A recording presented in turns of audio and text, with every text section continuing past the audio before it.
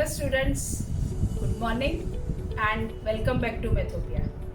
बच्चों, पिछले 2 वीडियो में हमने चैप्टर 5 अरिथमेटिक प्रोग्रेशंस के important and challenging 11 questions solve किए हैं।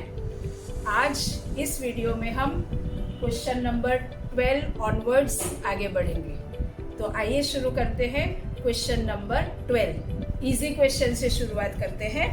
बच्चों, क्वेश्चन 12 कुछ ऐसा है, if 18a b minus 3, 4 terms आपको दी है, they are in AP, then a plus b is equal to question mark. बच्चों, इसमें ध्यान रखने वाली सिर्फ एक चीज है कि ये a जो है वो नॉर्मली अरिथमेटिक प्रोग्रेशन में a हमारी फर्स्ट टर्म होती है, लेकिन यहाँ पर सेकेंड टर्म के तौर पे हमें a दिया गया है, तो वहाँ हमें कंफ्यूजन नहीं होना चाहिए। इसलिए हम क्या करते हैं, देखिए, late a1, a2, a3 and a4 be the terms of given AP respectively। यानी कि फर्स्ट टर्म को हमने A1 कहा, सेकेंड टर्म को A2 and so on. Now देखिए बच्चों, हमें पता है कि A2 is equal to A1 plus B, A3 is equal to A1 plus 2B या A2 plus B and A4 is equal to A1 plus 3B। ये हमें पता है, और इन इंफॉर्मेशन से ये जो है हमें last term, first term and last term यानी कि A1 एंड A4 दोनों पता है। तो सबसे पहले अगर हम इस इक्वेशन का इस्तेमाल करते हैं तो हमें D मिल जाएगा, क्योंकि A4 and A1, this is my A4, this is my A1, दोनों नोन है। So A4 that is -3 is equal to 18 plus 3D। Therefore इस 18 को इस तरफ लाएंगे तो -21 upon 3 is equal to D and therefore D is equal to -7। ये हमें मिल गया। Okay, now A2 is equal to A1। A1 क्या है हमारा? 18, first term. So 18 plus 7 I mean D यानी -7 and that will be equal to 11 and that is equal to a, क्योंकि हमारे A2 है a, राइट? सो a की value हमें 11 मिल गई। therefore a is equal to 11। इसको एक्चुअली ओके, अब A3 is equal to A1 plus 2D। A3 क्या है? B। so B is equal to A1 क्या है? 18 and 2 into -7, that is equal to 18 minus 14, that is 4, therefore B is equal to 4। तो बच्चों, अब A plus B is equal to 11 plus 4 यानी 15 आपका answer होगा। आसान क्वेश्चन से हमने शुरुआत की, अब चलते हैं नेक्स्ट क्वेश्चन पे। Question number 13।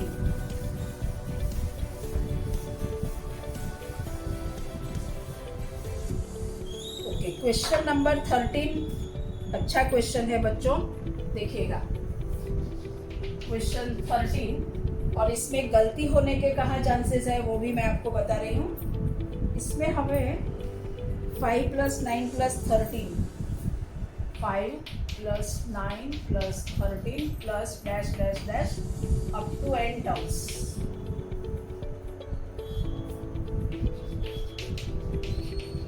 Upon 7 + 9 + 11, 7 + 9 + 11 + 13 plus dash dash dash up to, यहाँ ध्यान रखने वाली बात है बच्चों, n + 1 terms, and this ratio is equal to 17/16। Question आसान है, then n is equal to dash. Okay, ये 16 को जरा ठीक से लिख लेते हैं। ओके, और ऑप्शंस आपके दिए 8, 7, 10, 11। 8, 7, 10, 11। ओके, ठीक है बच्चों। अब देखिए AP in numerator for AP in numerator. First term हमारी क्या है 5, सो A is equal to 5 and B is equal to 9 minus 5 यानी 4। ठीक है, अब टू n टर्म्स तो उसका सम लिया है, उसका फॉर्मूला हम डालेंगे। देयरफॉर Sn क्या हो जाएगा n/2 into 2a plus n minus 1 into d and that is equal to n/2 यानी n/2 क्योंकि n की वैल्यू हमें नहीं पता है। 2a, a is 5 so 2 into 5 plus n minus 1 into d is 4। so ये हो जाएगा n/2 into 10 plus 4n minus 4 and that will be equal to n/2 into 4n plus 6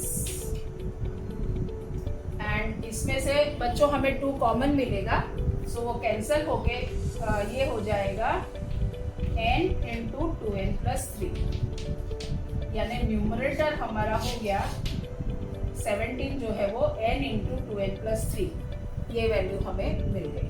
okay, अब डिनोमिनेटर की बात करते हैं, इसको ऐसे रखना पड़ेगा। For denominator in AP I mean sorry for AP in denominator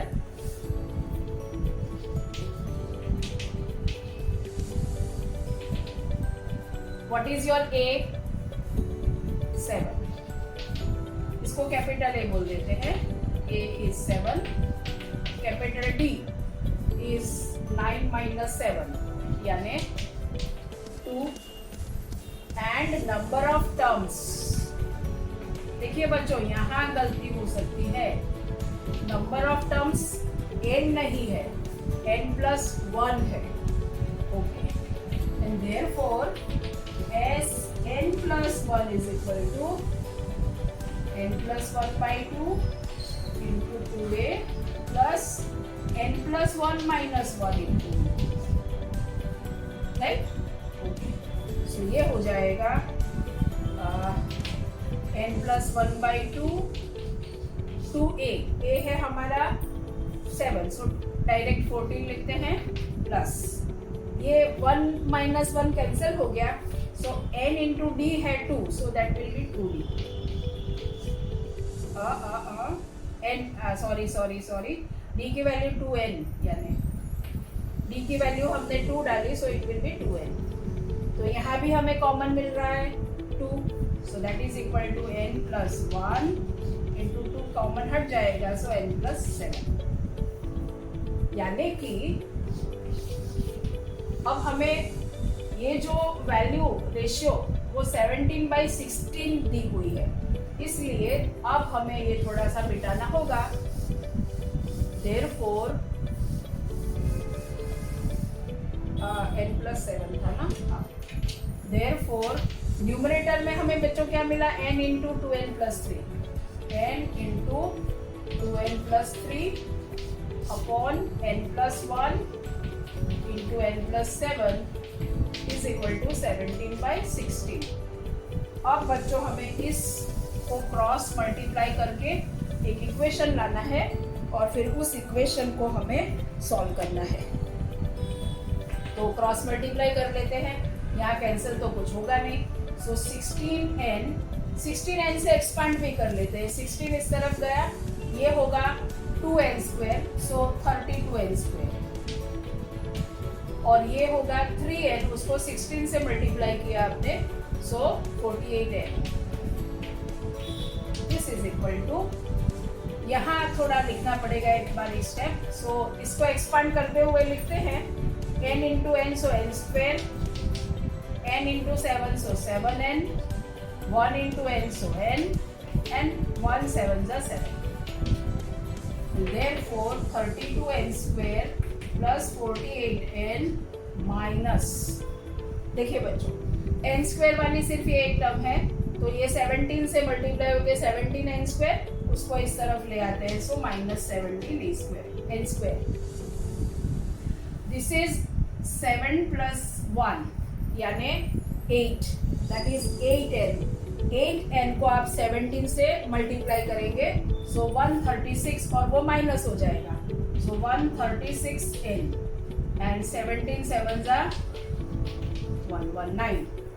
so ये हो गया आपका एक्सपांशन. ओके, अब देखिए 32n square minus 17, so 15n square, 48n minus 136n, so minus 88n and minus 119 equal to 0. बच्चों अब यहाँ आपको जो ध्यान रखने वाली बात तो ये है कि ये क्वाड्रेटिक इक्वेशन आया, लेकिन हमने आगे देखा है कि इसको जैसे हम क्या करते हैं सॉल्व करने के लिए, इसके फैक्टर्स निकालते हैं और फैक्टर्स को फिर हम जीरो के साथ इक्वेट करके n की वैल्यू निकालते हैं. तो देखिए बच्चों, इसका मतलब ये हुआ आपको 15 इंटू 119 के फैक्टर्स निकालने होंगे ताकि आपको माइनस 88 मिले. ठीक है, तो आसान है वैसे, इसको 3 इंटू 5 लिख पाएंगे 15 को, और इसको 7 इंटू 17. और अगर आप ये और ये इस तरह से पैर करते हैं तो 105 माइनस 105 प्लस 17 लेने से आपको माइनस 88 मिलेगा. एंड देयरफॉर आप फैक्टराइज करेंगे minus 105n plus 17n minus 119 equal to 0. बच्चों ये जो फैक्टराइजेशन वाला काम है उसको थोड़ा आपको पेशेंस से करना पड़ेगा. ये तो हमें एक ट्रायल में मिल गया, लेकिन कभी कभी आपको अलग अलग कॉम्बिनेशन लेकर भी देखना पड़ेगा कि मुझे जो ये टर्म चाहिए वो कैसे मिलती है. ठीक है, अब इसको फैक्टराइज करेंगे तो 15n कॉमन होगा, तो ब्रैकेट में यहाँ बचेगा n माइनस 7 प्लस यहाँ 17 कॉमन, तो n minus 7. Therefore n minus common bracket पहले लिखते हैं, and 15n minus 15n plus 17 equal to 0. Therefore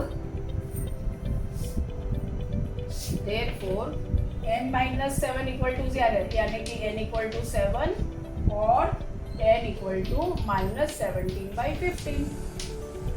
But this is not possible because n तो आपका पॉजिटिव इंटीजर होना चाहिए, because it is a number of terms. And then this is not possible because n should be a positive integer, and therefore n की value आपको क्या मिल गई 7. Right, यानी आपका सही आंसर है बी.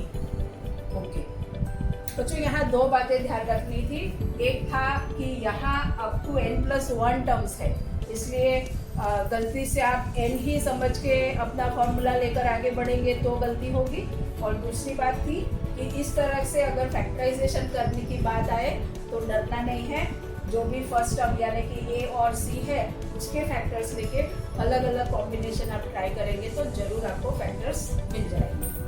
यानी कि किनारे पर आने के बाद डूबना नहीं है, फिर उसको पूरा ही करना है. ओके, अब हम चलते हैं क्वेश्चन नंबर 14. नेक्स्ट 2 क्वेश्चंस में भी ऐसे ही फैक्टराइजेशन का मौका आएगा. क्वेश्चन अलग है लेकिन फैक्टराइजेशन ऐसे ही ज़रूरत पड़ती है. देखते हैं वो क्वेश्चन क्या है हमारा. Yes, it's a very simple but good question. देखिए बच्चों, question number 14. 1 + 4 + 7, 1 + 4 + 7 plus dash dash dash plus x is equal to 287. Therefore x is equal to dash और ऑप्शंस नहीं है. ओके, देखिए बच्चों, क्वेश्चन काफी आसान लग रहा है. करते हैं सॉल्यूशन. देखिए यानी कि अवर nth term is x, right, और ये n टर्म्स का सम 287 हमें दिया है. सो हमें फाइंड करना है what is the value of x. Okay, here देखिए बच्चों, a is 1 and b is equal to 4 minus 1 that is 3. ओके, an यानी कि nth term is x and sn is 287. इतना डेटा हमारे पास है and x is equal to question mark. और यहाँ लिख सकते हैं an is equal to x is equal to question mark and sn is equal to, यानी कि हमें an या तो x फाइंड करना है. ठीक है, तो हमें पता है कि an फाइंड करने के लिए फॉर्मूला हमारा है a plus n minus 1 into D. यहाँ a और d तो रेडी है लेकिन n अननोन है, लेकिन वो n फाइंड करने के लिए हमारे पास ये एक इंफॉर्मेशन है. सो हम इसका इस्तेमाल करते हैं. sn is equal to n by 2 into 2a plus n minus 1 into D. ये हमें पता है, that is equal to n by, हाँ, therefore 287 is equal to n by 2 into 2 into a is 1 so 2 plus, चलो लिखते हैं एक बार, n minus 1 into 3 and therefore 287 is equal to n by 2 into 2 plus 3n minus 3.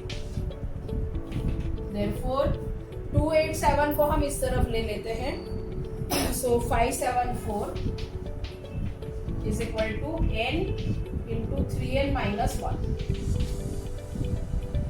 अब देखिए बच्चों, फिर से आपको इस तरह का एक इक्वेशन मिल गया. इसको n से एक्सपांड करेंगे तो ये 3n स्क्वायर माइनस n हो जाएगा और ये 574 को उस तरफ लिया तो दिस इज इक्वल टू 0. फिर से एक ऐसा इक्वेशन आ गया और इसमें अभी हमें करना क्या है, 3 इंटू 574 इसके ऐसे फैक्टर्स निकालने हैं ताकि हमें -1 मिले. ओके, ठीक है. अब देखिए बच्चों, पहले हम 574 के फैक्टर्स, 3 तो है, 574 के फैक्टर्स निकालते हैं. ये फैक्टर्स निकालना भी सिस्टमेटिकली आपको करना होता है. सबसे पहले 2 से ही सोचने की शुरुआत करनी है. तो ये लास्ट यानी कि यूनिट डिजिट इवन है तो 2 से डिविजिबल है. सो 2 से आप डिवाइड करेंगे. सो 2 2 जा 4, 1 17 यानी 2 8 जा 16, 1 2 7 जा 287. अब देखिए बच्चों, ये जो नंबर है वो 2 से डिविजिबल नहीं है क्योंकि 7 is unit number. 8 plus 10 plus 7 यानी 17, तो 3 से भी डिविजिबल नहीं है, 2 से नहीं है तो 2 के किसी भी मल्टीपल से नहीं होगा. 3 से नहीं है तो 3 से भी नहीं होगा किसी भी. तो 5 से भी नहीं है क्योंकि यूनिट डिजिट 5 है, लेकिन 7 के चांसेस है. और मैंने आप ये, वैसे ये तो छोटा सा नंबर है, लेकिन मैंने आपका ही एक वीडियो में 7 से डिविजिबिलिटी टेस्ट बताया है. वो टेस्ट क्या है बच्चों, देखिए ये 287 जो है ना, कोई भी नंबर जिसको आपको तय करना है कि वो 7 से डिविजिबल है कि नहीं, तो क्या करना है, ये यूनिट प्लेस पे जो नंबर है उसको कैंसिल करो और उसका डबल जो है, अब ये कैंसिल करने से जो नंबर बचा उसमें से इस नंबर का डबल माइनस करो. सो 7 2 जा 14, तो माइनस करने से 14 मिला. और अब हमें पता है कि ये 14 is divisible by 7, so this number is divisible by 7. अगर मान लो कि यहाँ कोई बड़ा नंबर और यहाँ कोई 3 डिजिट नंबर आता तो हम सेम प्रोसेस रिपीट करते. कब तक, जब तक हमें नीचे कोई ऐसा नंबर मिले जो हम जबानी तय कर पाए कि ये 7 से डिविजिबल है कि नहीं है. मान लो कि ऐसे स्टेप्स चलते चलते आपके पास 6 आए तो आप कह दोगे कि this number is not divisible by 7. तो ये तो है 7 का डिविजिबिलिटी टेस्ट. तो यहाँ पता चला कि 7 से ये डिविजिबल है. सो 7 41 और अब 41 तो प्राइम नंबर है. सो डायरेक्ट इसको हमें 41 वंजा लिखना पड़ेगा. इसका मतलब ये हुआ बच्चों कि हमारे पास 3 इंटू 2 इंटू 7 इंटू 41 है और हमें फैक्टर्स निकालने हैं कि हमें -1 मिले. ये भी काम देखो आसान दिख रहा है. दिस इज 3 2 जा 6 7 जा 42 और ये 41. सो 42 माइनस 41. अब आपका काम आसान है और n मिलेगा जब. ओके, सो अब इसके फैक्टर्स बच्चों में थोड़ा सा डायरेक्ट लिखते हूँ ताकि हम ज़्यादा एग्जाम्पल्स सॉल्व कर पाए. इसको 3n² minus 42n plus 41n plus minus 574 equal to 0 लिखने से और आगे का प्रोसेस करने से आपको n की वैल्यू मिलेगी 14 और minus 41/3. n is equal to 14 और n is equal to minus 41/3. इसको आप कह दोगे कि नॉट पॉसिबल, यानी कि n की वैल्यू आपको क्या मिली 14. सो n इज इक्वल टू 14 है तो an, therefore अब तो पता है बच्चों an is equal to a plus n minus 1 d and therefore x is equal to an हमारा x है, a is 1 plus n is 14 and d is 3 and that is equal to 1 plus 14 minus 1 यानी 13 3 जा 39 and therefore x is equal to d. देखिए बच्चों question कितना simple था लेकिन आपको थोड़ी सी मेहनत तो करनी पड़ी, राइट? ठीक है, ऐसा एक और एग्जाम्पल है अलग टाइप का, लेकिन उसमें भी इसी तरह जो आगे हमने किया फैक्टर्स देखने पड़ रहे हैं. चलिए उसको भी देखते हैं. आप मतलब पूरी तरह कॉन्फिडेंट हो जाइए कि कोई भी क्वेश्चन कोई भी फैक्टराइजेशन आप आसानी से कर ही पाएंगे. चलिए question number 15.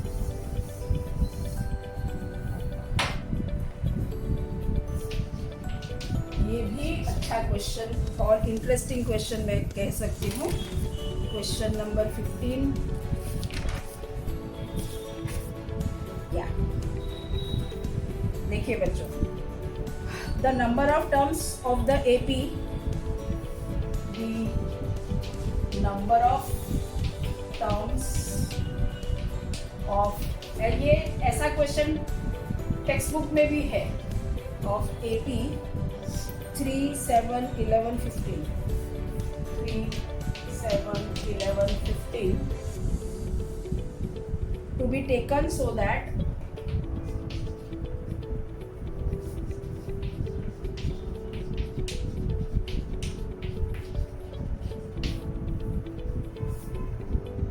the sum is 406, so that the sum is 406 is dash. Okay, और options है, so A 5 10 12 14 5 10 12 14. E भी है क्या? Yes, E is 20. Okay बच्चों, देखिए the number of terms of the AP, ये आपका गिवन AP है, यानी हम यहाँ इस AP में कितनी टर्म्स लेंगे तो उस n टर्म्स का सम हमें 406 मिलेगा, ऐसा क्वेश्चन है. So suppose sum of n terms of AP 3 7 11 15 is of 406, यानी कि ओके. नाउ ए क्या है बच्चों 3 एंड बी 7 माइनस 3 यानी 4. ओके, हमें S N is equal to 406 and N question mark, ये हमारा डेटा हुआ बच्चों. एस एन का फॉर्मूला डालते हैं. So Sn is equal to n by 2 into 2a plus n minus 1 into b. Okay, that is equal to n by 2 into 2a, यानी 2 into 3 plus n minus 1 into 4. That is equal to 406 दिया है. Therefore 406 is equal to n by 2 into 6 plus 4n minus 4. Therefore 406 अभी 2 को यहाँ लेने की जल्दबाजी नहीं करना क्योंकि वो यहाँ कैंसिल हो सकता है। सो n/2 इंटू 4n, 6 माइनस 4 यानी 2। सो देखिए बच्चों, therefore 406 इज इक्वल टू, यहाँ n हम कैंसिल, 2 कैंसिल करेंगे, सो 2n प्लस 1 बचेगा। सो n इंटू 2n प्लस 1। अब ये बन गया फिर से quadratic equation. Therefore 2n square minus n minus 406 equal to 0। यानी अब हमें 2 इंटू 406 के फैक्टर्स ऐसे लाने हैं ताकि हमें मिले -1। ठीक है, 406 को हम फैक्टराइज करेंगे, 2 से करेंगे तो 2 2 ज़ा 4, 0, 203।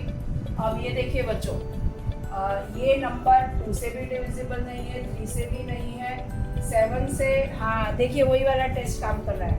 203, 3 को कैंसिल किया, डबल करके इसमें से माइनस किया तो 14 आया, यानी कि ये नंबर मेरा 7 से डिविजिबल है, क्योंकि 14 7 से डिविजिबल है।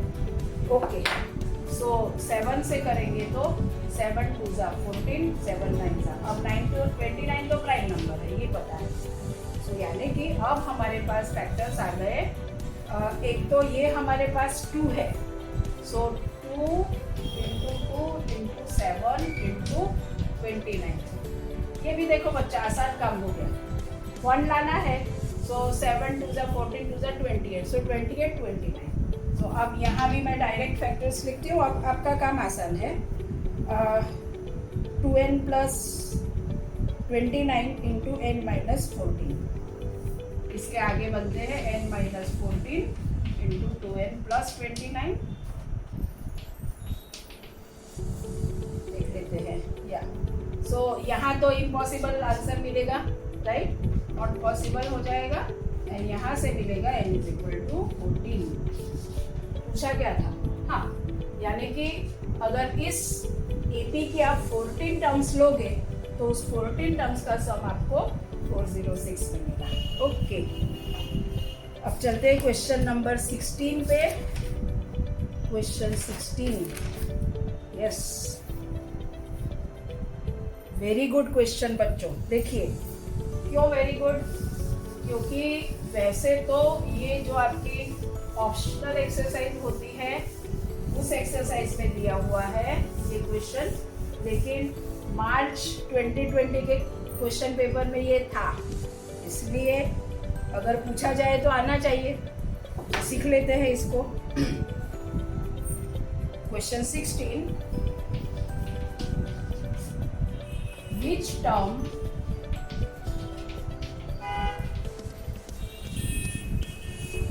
of the sequence, हम AP वर्ड यूज करते हैं बच्चों, सीक्वेंस आप ज़्यादा फैमिलियर नहीं हो। Which term of the AP 20, 19 integer 1/4, 18 integer 1/2, 17 integer 3/4 dash dash dash is the first negative term, is the first negative term।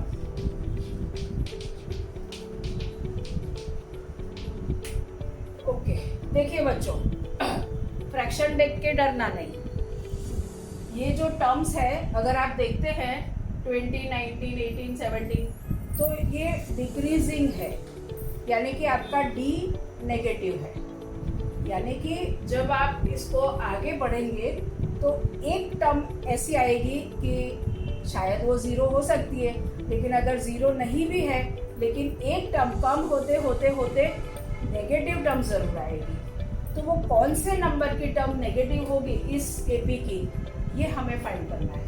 ठीक है, अच्छा क्वेश्चन है बच्चों। देखिए, A is 20 and B is 19 integer 1/4 minus 20, right? A2 minus 7, okay? So that is equal to, ये हो जाएगा 77/4 और इसको भी 80/4 लिख लो, 20 यानी। सो ये हो जाएगा आपका -3/4, यानी कि आपका d जो है वो -3/4 है। अब हम मानते हैं कि suppose nth term an is negative, क्योंकि हमें तो n फाइंड करना है, right. Therefore an is less than 0। What is an? a plus n minus 1 into d should be less than 0. Therefore, what is a? 20 plus n minus 1 into -3/4. That should be less than 0. Okay. Therefore, 20 plus. अब ये -3/4 से यानी -3n/4 और ये minus plus 3/4 should be less than 0.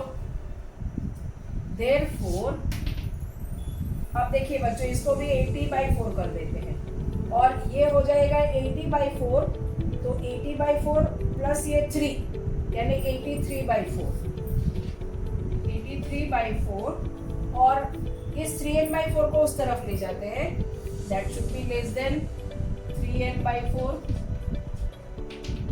Therefore 83/4 into 4/3 should be less than n। ये 3/4 इस तरफ आके 4/3 हो गया।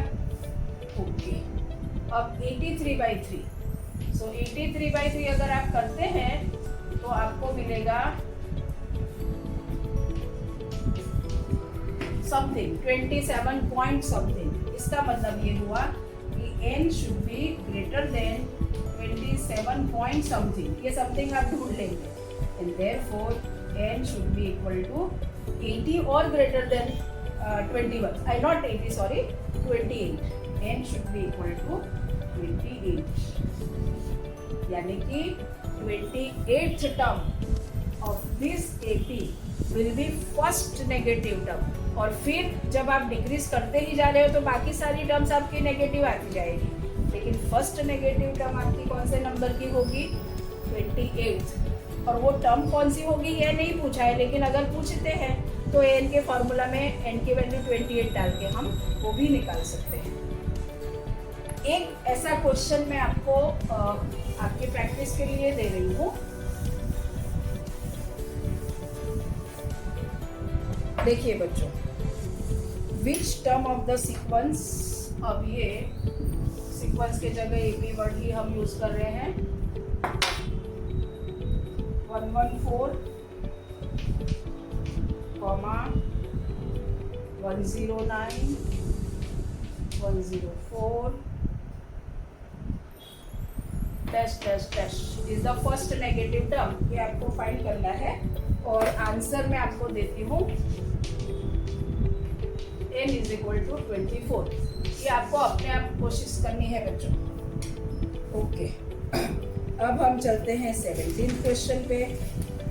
17 क्वेश्चन, यस, ये भी बड़ा अच्छा क्वेश्चन है और इसको AP है कि नहीं, ऐसे जो क्वेश्चन बहुत शुरुआत में एक्सरसाइज 5.1 या तो जब हमने इंट्रोडक्शन ही सीखा था कि अरिथमेटिक प्रोग्रेशन किसको कहते हैं, तब हमने ये प्रोग्रेशन देखा था।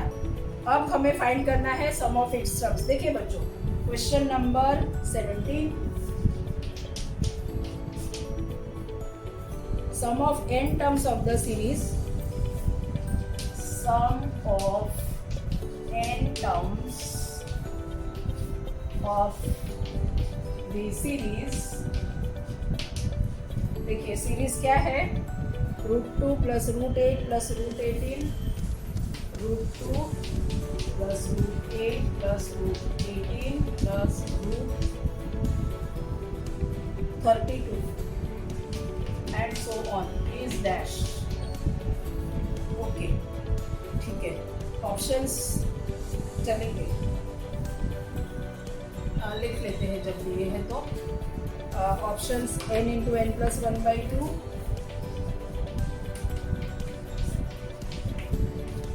b n into n plus 1 c n into n plus 1 upon root 2 and d 1. Okay बच्चों, हमें वैसे कोई प्रॉब्लम नहीं है। ये जो एपी हमें दिया है सम ऑफ एन टर्म्स, तो हमें तो एन टर्म्स तो एन ही है, ए और डी सिर्फ फाइंड करने हैं, फॉर्मूला में डाल देंगे, एन के टर्म्स में हमें आंसर मिल जाएगा। ठीक है बच्चों, देखिए सॉल्यूशन काफ़ी आसान है। एपी क्या है, √2, √8, √18, √32 and so on, right. Okay, इस रूट ए तो हमारा हो गया √2, राइट, और डी हुआ √8 माइनस √2। ओके, आसान है बच्चों। देखिए इसको हम 8 को 4 2 से लिख पाएंगे, और इस 4 को अगर हमें स्क्वायर रूट से बाहर निकालना है तो वो √4 यानी 2 बन के बाहर आएगा। सो दिस इज 2√2 माइनस √2 यानी 1√2। सो डी है हमारा √2। हो गया काम आसान। अब so Sn is equal to n/2 into 2a plus n-1 into D, sum of n terms का formula, that is equal to n/2 into 2a, a is √2, so 2√2 plus n-1 into D, D भी मेरा √2 है। Okay, so that is equal to 2√2 plus n√2, उसको √2n लिखेंगे, लेकिन फिर आपको ध्यान रखना होता है कि n स्क्वायर रूट साइन के अंदर न चला जाए, और minus √2, that is equal to n/2 into n√2 minus, और प्लस हो जाएगा 2√2 माइनस √2 यानी प्लस √2। सो ये रूट, सो इस √2 को हम बाहर लाते हैं। सो n इंटू √2 अपॉन 2 इंटू यहाँ बचा n+1। इस √2 को हम √2 इंटू √2 लिख सकते, सॉरी 2 को हम √2 इंटू √2 लिख सकते हैं, राइट। सो एक √2 कॉमन हो गया, कैंसल। सो ये बच गया आपके plus n into n+1 upon √2। C is your correct answer.